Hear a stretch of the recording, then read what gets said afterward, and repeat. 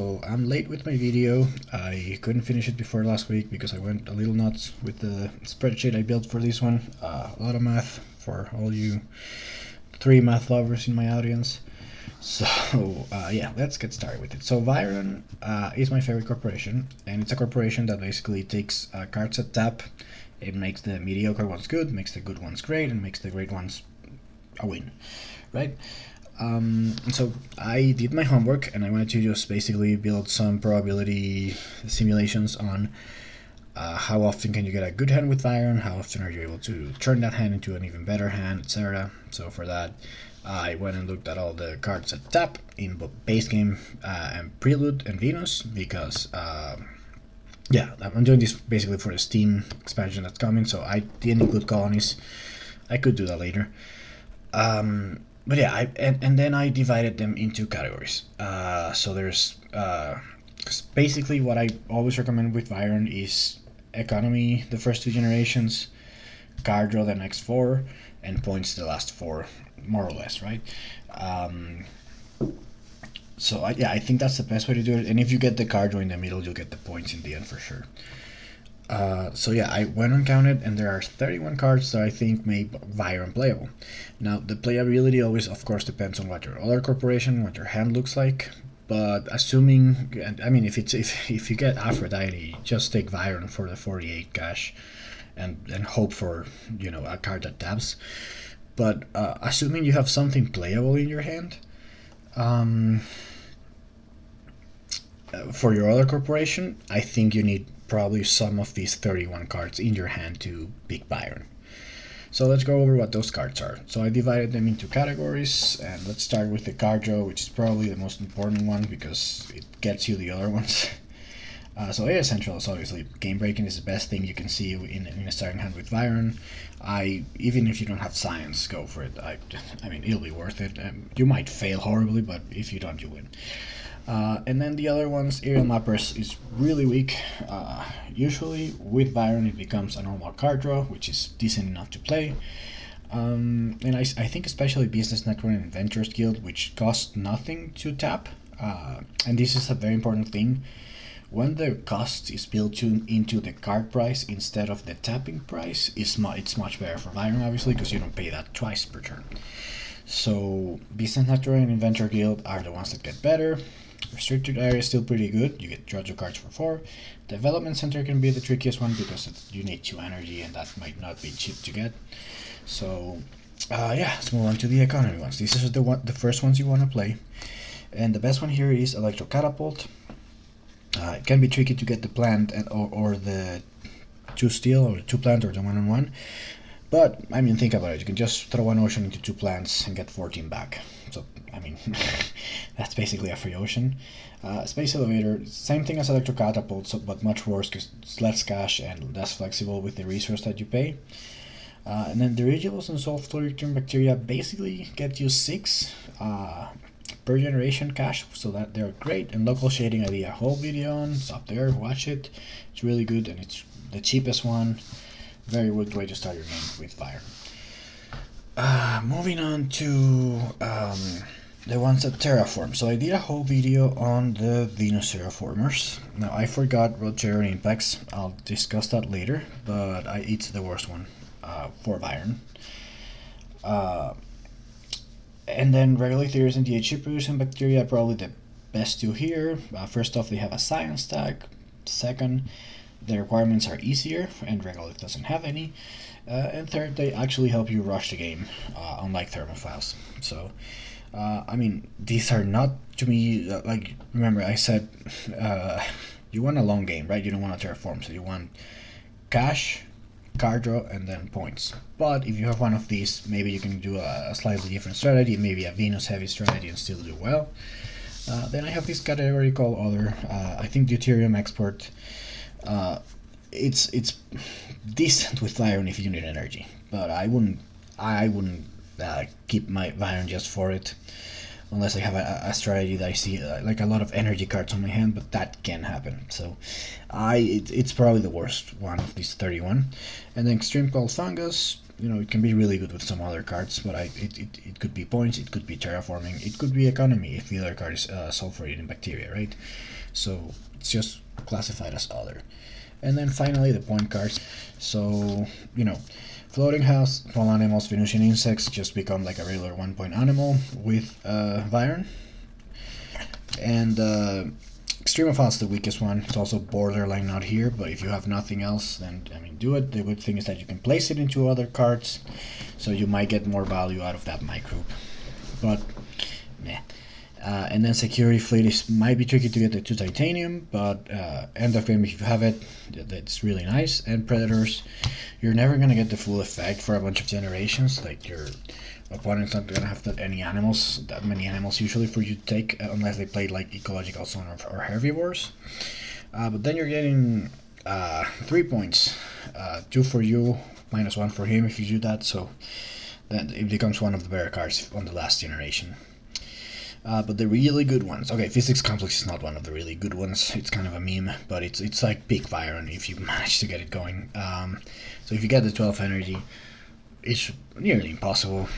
But I had to include it here because that's really the Viron dream. So 4 points per game per gen. That's just awesome.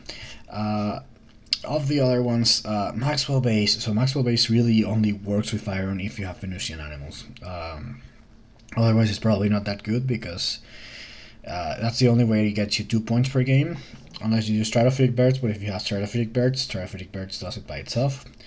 And then these are the best cards to get at the end of the game with Viron. Stratophytic Birds is probably the most likely one to come 4 gens before the end of the game, and therefore it's the best one. But Livestock, which is usually the worst one of the other 3, it's probably the best one because getting an extra gen or 2 earlier means 1 or 2 extra points more than usual, which is 2 to 4 total, 1 or 2 more than usual. But it just becomes more important, and it's worth paying for that plant yourself. Okay, so now let's talk about the ones that I did include and why. I'll go quicker through these ones, but let's start with economy. So, Industrial Center, you have to pay into it, so it's not that good. You would only do that twice. There's no rush to do it twice in the same generation. The other 2 are kind of memes. Underground Detonations actually makes Viron ashamed of itself. And Space Mirrors, same thing as Industrial Center. Symbiotic Fungus, much like Maxwell Base, everything that it's worth placing a microbe into almost certainly has a way to place that microphone itself, except Decomposers, and that scenario is just too niche for me to count it. Next up, Ants, Tardigrades, and Search for Life. So Ants, the only way it's useful if the other player is Viron, so no. And then Tardigrade's not significant enough, and Search for Life you only need 1, so you don't want to tap that twice per generation. Finally, the terraforming ones. So the 4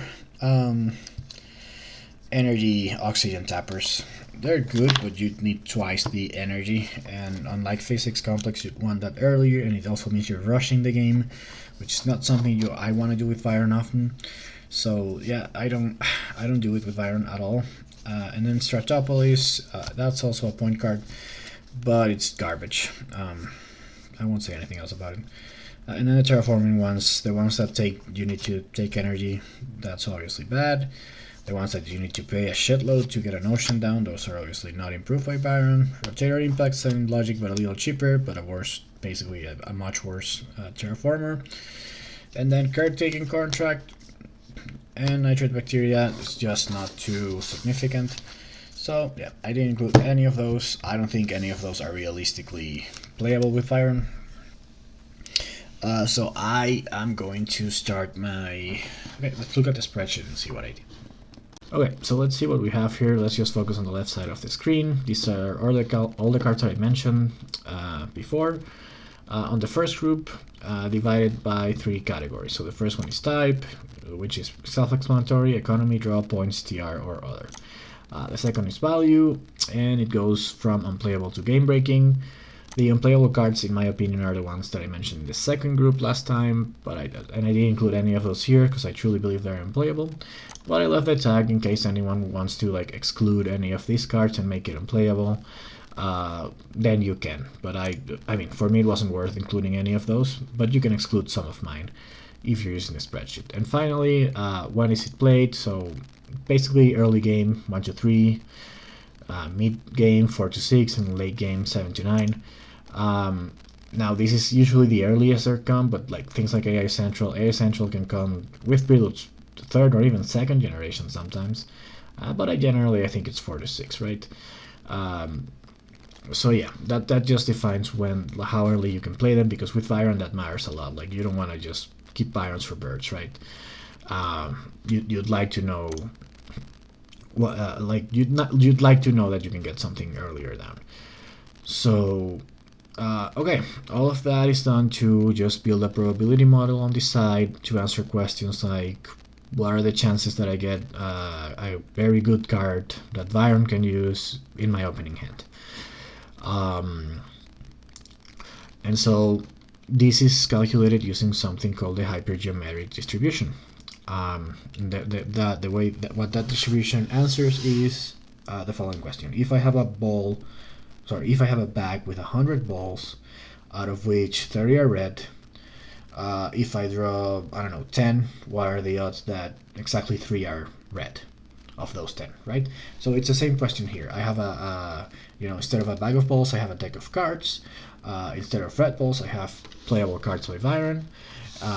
And what I'm gonna draw is gonna depend on how many cards I'm drawing and the exact number. Well, for the exact number, I only care about can I get 1 or more. So it's not about getting exactly 3 or exactly 2 cards. With Viron, you really care about 1 or more because you can only use 1 card per turn.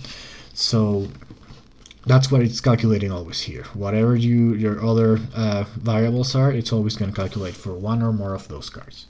So the deck of cards, the amount of cards on the deck of cards is obviously defined by this parameter, the expansions, and when I say all, I mean base plus prelude plus Venus.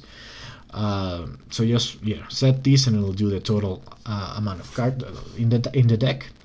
And then the number of cards usable by Viron, and this is probably the most complicated part of the spreadsheet, are these 5 parameters, right? So these 5 parameters are basically going to be filtering this table here. And so if I tell them, okay, only give me game-breaking cards, okay, my probability, you see, it'll go down because now it's only looking at game-breaking cards, which there's 2, AI Central and Stratospheric Birds. And Stratospheric Birds is kind of a stretch, but see that go down in the 5th generation, it's scary. So yeah, or instead of that, you can just leave that as equal or worse, which would calculate, get all, and just tell me about econ cards, right? And then again, probability is a little higher, but still lower than what it was before. If you want to say all types, just delete these. And you'll get all types if you leave this blank. For the other ones, you do need to pick something. Finally, the other variable in the equation was the number of balls that you draw from the bag, or the number of cards that you draw, and that's defined by this start generation and end generation. So if I say start generation and end generation are both 1, that means my 10 opening cards. If I say, okay, start generation is 1 and end generation is 2, that's my 10 opening card plus the 4 cards that I see in the second generation draft. Now, it's technically you see 7 cards in a draft, but I kept it to 4 because it's really easy to block Viron. And so if your opponent sees a card at tap, he's probably going to block it, and you're not going to see a good card for Viron in the 3 cards he sends back to you.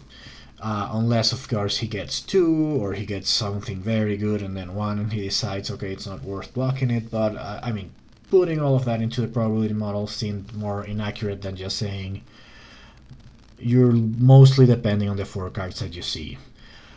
So that's how I did it. Right, so every generation you see 4 more cards, but the latest is, so if I say 2 to 3, that's 2 to 2, yeah, 2 to 2 you see 4 cards, so you see it's lower, but if I say 3 to 3, it's not going to be the same, Why? Because there's less cards in the deck. And so I'm assuming you haven't seen one yet. That's an assumption I always make. So if you go on the third generation and I haven't seen one yet, there's basically less cards in the deck and the same amount of cards that you like. So if you go 10 to 10, that's going to be much higher. That's going to be 45. Well, not much higher, but higher, right? So that's how this works. So now I just wanted to run a few scenarios and then I'll share the link to the spreadsheet and everyone can go nuts on it, or probably no one, but it's nice to dream.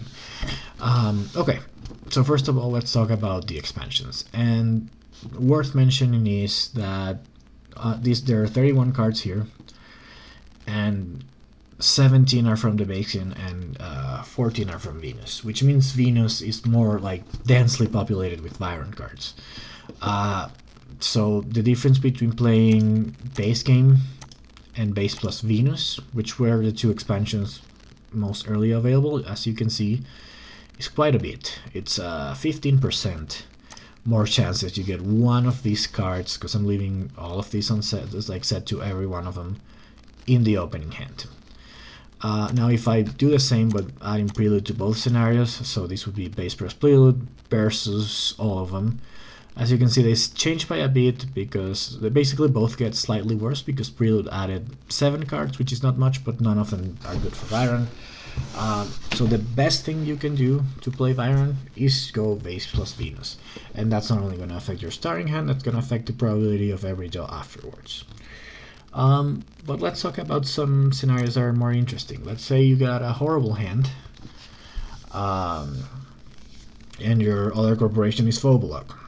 Alright, so what are the odds that if you don't get nothing, let's say you're playing all expansions, what are the odds that you see a Viron card in the 2 to 4th, so the next 3 drafts?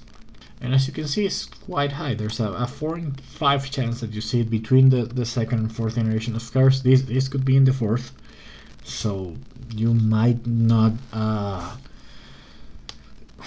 you could not see it until the 4th, meaning you waste your ability for 3 generations and then you get going. But if your other card is Phobulok, it's nice to know that the probability is not terrible that you get one of these cards. But now let's say, okay, let's do another scenario here, same thing, 2 to 4. And you say, okay, but if I'm gonna get a card 2 to 4, I only want to get a card that's at least good, right?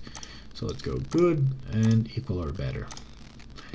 And the probability is still good, 70%. If you want to go very good, and as you can see there are many of those cards, then you're dropping under 50%.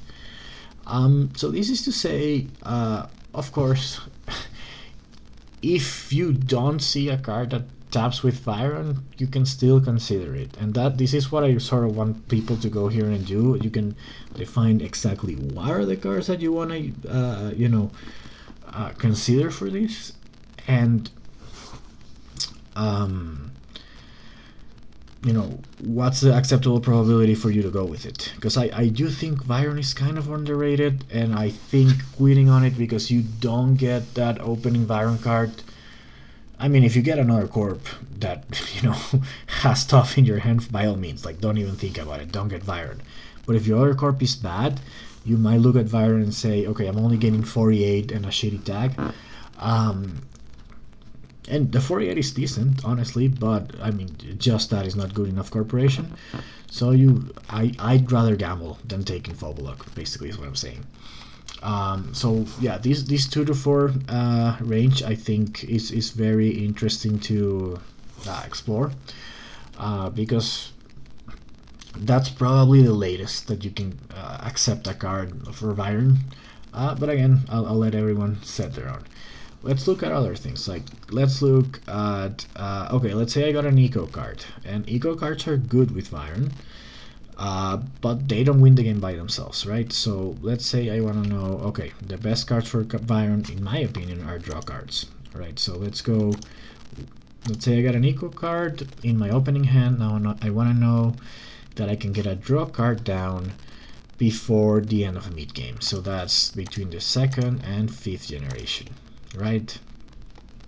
And as you can see, that probability is low, well, 32% of getting a draw. So in general, if you don't see the draw in your opening hand, it's not guaranteed that you get another draw, which is not the same. This is not considered into the model, but if you have a draw in your opening hand, that just increases the probability of everything because you see more cards. And I have no way to simulate that in this model, but if you have one of the draw cards, I think Viron is good enough to go with.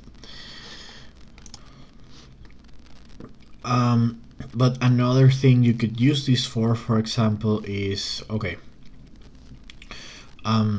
I got some good cards, and let's say none of them are draws to not mess with the actual probability, but I wanna, like, what I really wanna do to win the game is get a point card, right? So what are the odds that I get a point card that is very good or better? Because of course, I mean, you don't wanna get small animals near the end of the game. And I want to get that, you know, let's say I'm in the 4th generation. What are the odds that between the 5th and the 8th I get something like birds or, you know, any of the 1-point animals? And that gives you a probability of 33. So that's decent, right? Another thing that I wanted to run is, let's say that you start with something like stratospheric birds. So you got a good, very good card that you're saying, or let's not say stratospheric birds. Let's say you have livestock in your hand. Now, livestock is pretty good with Viron. You can usually get like 4 to 6 points with it, which is worth it. And you say, okay, this might be enough of a reason to keep Viron, but actually, what are the odds that I get a good, you know, early game card in my first 3 generations, because I don't have anything else in my starting hand. So I get you go 2 to 4, and you're gonna want a card that is 1, 2, 3, and just equal, right? So there's a 50% chance that you get that, which again, not bad at all. You can do things like, what are the odds that I get actually something game breaking with Viron to start the game, and we saw that one is 745. If you want to do just AA Central, just that draw here. What are the odds of you getting AA Central in your opening hand with Viron? Well, not with Viron, but in your opening hand. That's 3%. But yeah, I just wanted to build this and basically give people a way to calculate any scenario they want to, like, figure out how good Viron actually is.